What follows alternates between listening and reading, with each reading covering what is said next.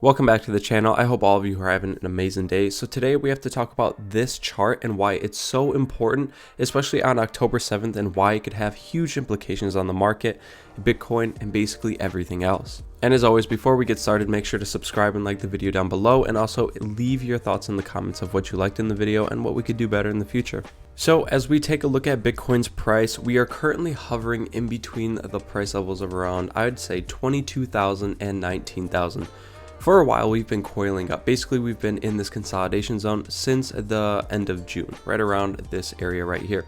And you can see that there's an extremely important support zone or a floor right at the $19,000 level. What I have here is every time that Bitcoin has bounced from this price all the way leading back to the end of June and what has happened. So if we take a look over here, the first time that it bottomed out, it rose around 20% in price the first time. And then when it bottomed out again, very close to that 20% level bounce right here. And then right around here at the end of July, we bottomed out and then rose all the way to this high, right around 33%. So the bounces have been getting a little bit more aggressive every single time. And then eventually, once we start to get here, we start to kind of have this slowdown in volatility or strength in bounce, which kind of shows a sell-off in buyers and a little bit more of a coiling in price, which we'll talk about why that's so important. And then again, here you can see that yes, we did have a 20% rise, but nothing compared to that 33%. And recently we didn't really have a bounce, but even if you want to count it, it's only been around 12%. So you can see price is starting to coil up. It's starting to lose a lot of that volatility. And typically when that happens in the markets, that's when price tends to explode. So staying on the 4-hour chart, what we have here, I have these grayed out boxes basically showing consolidation zones within Bitcoin price on the 4-hour. And every time that you see that Bitcoin's price consolidates or starts to lose that volatility in terms of price movement, we then tend to get a very large move either to the upside or the downside. Really depends on a lot of factors, but what we're looking at is the consolidation zones. So whenever Bitcoin's price starts to coil up and it doesn't really go anywhere, then what eventually happens is that it eventually explodes into one direction. As you can see here, it starts to coil up, consolidate, explodes to the bottom. Again, consolidates, explodes to the bottom. Right around here, this is when we start to get a little bit more of that coiling in price. You can see here that volatility swings kind of go from, let's take it right around here, from this consolidation zone around an 8% movement. But as we start to get closer to the current time of where Bitcoin's price is, you could see those volatility swings going from 8% to 4% to something even lower, like almost 3.5%. And then what we've been seeing right over here is right around 67%. So what I'm trying to kind of show you guys is that whenever Bitcoin's price starts to coil up, whenever volatility starts to leave, whenever you see this choppiness in the markets, when it goes sideways, that's typically when we get a large price movement either to the up or the downside. And the reason that I bring up this chart is because when we look at the aggregated put and call ratio in the stock market, which I know we're looking at the stock market and we're talking about crypto, but again, there's a large correlation between Bitcoin, the S&P 500, and also just the overall sentiment in the markets right now. And let's just go back for a little bit of a history lesson. Whenever you see put, so whenever you're buying a put, that means you're shorting the market. Whenever you're buying a call, that means you're going long or going bullish on the market. And whenever the put call ratio starts to get high, that means there's a negative sentiment in the market. And again, if we see a drop in the put call ratio, that is typically when the market starts to trend up. And again, now that we are starting to rise in that put call ratio, you can see that the market starts to go down because there is a bearish sentiment, meaning the market or people think the market's going to go down.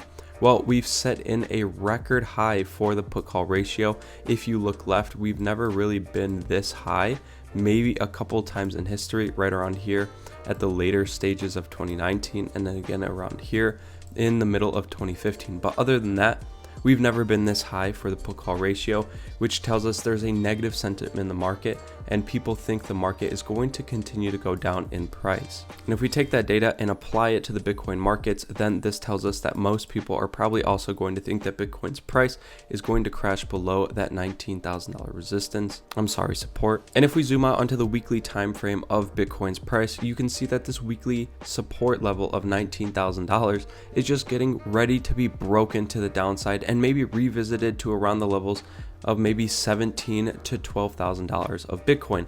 Anywhere in between that price range is honestly what I'm indicating.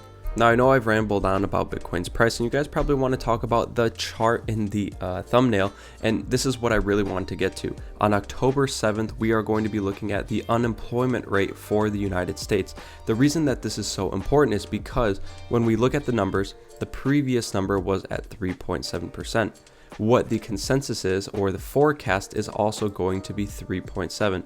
So what they're predicting is that unemployment rate is going to stay the same for the next month. And again, this is a very lagging indicator as they are looking at the last month or two. And so whenever these numbers come out, if the unemployment rate goes up, that is going to be bad for the markets, and the markets are probably going to tank. So again, this is going to be an inverse relationship.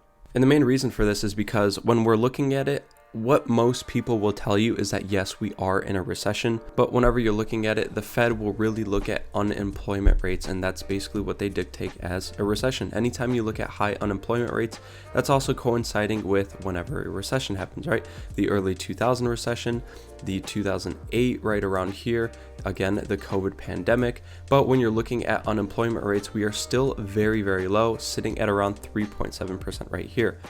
If unemployment rates start to go up, that's when the Fed will look at it and be like, okay, we have high unemployment rates, we have high inflation, we have low GDP. That's when they will call a recession.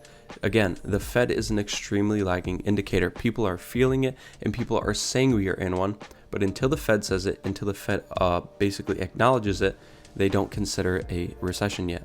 And here's where the main problem could come into play. So the orange line that I have right here is the unemployment rate. The blue line is the inflation rate. If unemployment starts to go up, which is bad, and inflation kind of just staggers and just stays here, that is really bad because, again, the Fed is going to raise interest rates because their main concern is getting the inflation rate back down. But usually what happens is if they raise interest rates, that is going to slow the economy. If the economy slows, then unemployment is going to go up because companies cannot keep up with, hiring as many people or keeping on the workforce. And so typically what you want to see is that if interest rates go up, inflation should go down because there's a slowing in the economy. And then obviously what could happen is unemployment should go up. That's typically normal. But what might happen is that maybe inflation stays this high and then unemployment goes up, and that's where you get the big problem. And the Fed could look at this and say, hey, we need to actually ramp up our basis point rate hike, and we may have to go past our target because inflation is not coming down, but now unemployment is going up. And that's something that could really crash the markets because that will basically tell the Fed that they need to continue to raise interest rates and maybe even at a more aggressive pace. So this is definitely something to look forward to. Whatever happens August 7th with the unemployment rate, as long as it doesn't go past 3.7, we should be good. But if it comes in at anywhere above 3.7, that's starting to become a indicator for the Fed that, hey, inflation is still high and unemployment rates are going to go up. That is not good for us. And it's not just the United States that's struggling in every aspect. I mean, if you look at Germany and basically the European Union, they have inflation rates of double digits, right around 10%. So they are also struggling with this problem. And when taking a look at the United Kingdom, basically what's happening here, when we talked about in yesterday's video, they're pumping 56 billion pounds into their economy. Again, they are struggling with inflation rates as well, but the main reason for this is because their 30, they call it gilt yield. Basically, you can think of this as their bond market, but as their bond market starts to go up, then their currency starts to go down. And the reason that they pumped so much money into this is because as these markets started to go up, it started to pose a risk on the pension funds of all of their people. And so they didn't want their pension funds or their retirement funds defaulting on their people. And so what they had to do was pump the market with a bunch of liquidity in order to make sure it didn't collapse. So as you could tell, the United Kingdom is also going through their own struggles. And something a tad bit unrelated but still has a very large effect on the markets is the 30-year mortgage rates, as you can see, are at 6.7%. But it's important to know because these are also at levels of the 2008 Great Recession, which you could see right over here in the left-hand side. So something unrelated to the markets, but again, still has a very large implication. We are basically rising at rates that we've never seen before in the housing market because houses are way too expensive. Nobody can afford them. So again, we need to raise those rates in order to bring prices down. But now we've reached levels of the 2008 Great Recession, which is somewhat of a red flag. But to end off this video, to not look too doom and gloom, something that could be good for the markets is that the chairman of the CFTC, which is basically the Commodities Futures Trading Commission, basically the brother of the SEC, said that Bitcoin's price could double if the regulations go their way. Now, what he's saying is that growth might occur if a well-regulated space for cryptocurrency happens, and basically he's saying Bitcoin might double in price if the CFTC is able to regulate not only Bitcoin, but most of cryptocurrencies. Again, there's been this legal feud that the SEC, or Securities Exchange Commission, wants to regulate the cryptocurrency market, which is bad because if cryptocurrencies and altcoins are considered securities, there's a lot of different legalities that need to take place, but if they're considered commodities, that is actually more beneficial for the cryptocurrency space. And I think there's just a little bit more leeway that could happen in terms of the cryptocurrency space. And he goes on to say that yes, maybe cryptocurrency people don't like regulation, but they need it to survive and thrive in this market because that is going to be something that they need. And down below, that's basically what they need in order to get large investors entering this space in a regulated fashion. So honestly, this may be something we need, and hopefully the CFTC does pull through, and this is what regulates the cryptocurrency markets versus its counterpart, the SEC. But that's everything I had for this video. If you guys found any value from it, if you enjoyed the video, make sure to subscribe and like the video down below. And again, always leave us a comment of what you liked about the video, what we can do differently, and we'd love to hear your feedback. But until the next video, we'll see you guys then. Peace.